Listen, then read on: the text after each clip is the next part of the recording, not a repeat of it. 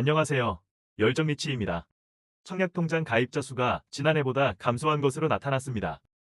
정부가 무주택자의 내 집 마련 기회를 확대하기 위한 청약제도 개편 등 여러 유인책을 내놓아 문턱을 낮췄지만 치솟는 분양가의 높은 경쟁률로 실수요자 이탈을 막기엔 역부족이라는 시각입니다.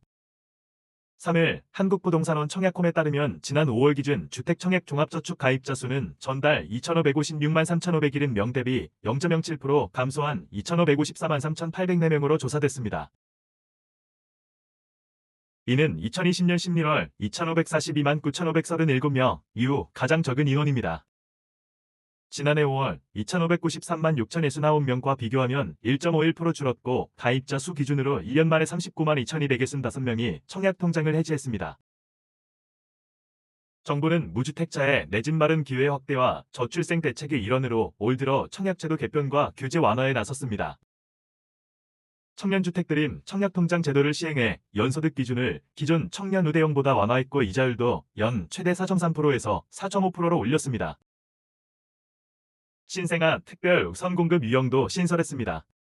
배우자의 주택 소유 여부나 청약 당첨 이력에 관계없이 혼인신고 전일 경우 신혼부부 생애 최초 특별 공급 요건을 갖출 수 있도록 했습니다. 다자녀 특공 기준은 종전 3자녀에서 2자녀로 완화했습니다. 청약통장 납입금액 한도는 월 10만원에서 월 25만원으로 상향 조정했습니다. 통장 유형에 따라 민영 공공주택 하나만 청약할 수 있던 기존 청약통장 청약의 부금, 청약저축은 모든 주택 유형에 청약이 가능한 주택청약 종합저축통장으로 바꿀 수 있도록 조치했습니다. 이 같은 정부의 노력에도 시장 반응은 미온적이다. 주택시장이 지속해서 침체를 겪는 가운데 선호도 높은 단지의 청약 경쟁은 치열해 당첨을 기대하기 어려운 데다 분양가도 나날이 치솟고 있기 때문입니다.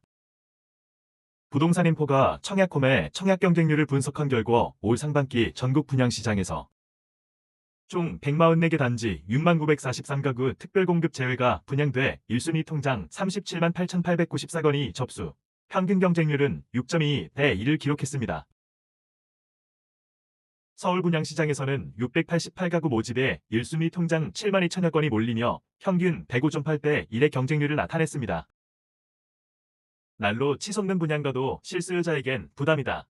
주택도시보증공사 허그에 따르면 지난 5월 신규 아파트 분양가는 3.3제곱미터당 평균 1,839만원으로 1년 만에 13.98% 올랐습니다.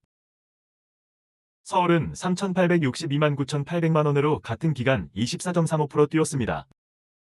운 좋게 청약에 당첨돼도 현금 유동성이 부족하면 내 집 마련 문턱이 더욱 높아진 것입니다. 분양업계 관계자는 청약 문턱을 낮춘 대책의 여파로 다자녀 특공 경쟁률은 기준보다 5배 넘게 뛰는 등 일부 효과를 보였지만 당첨 기회도 줄었다고 설명했습니다.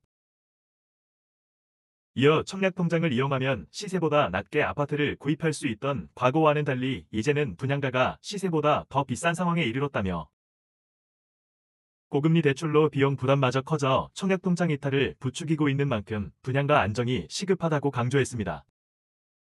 지금까지 열정이치였습니다. 구독과 좋아요는 사랑입니다.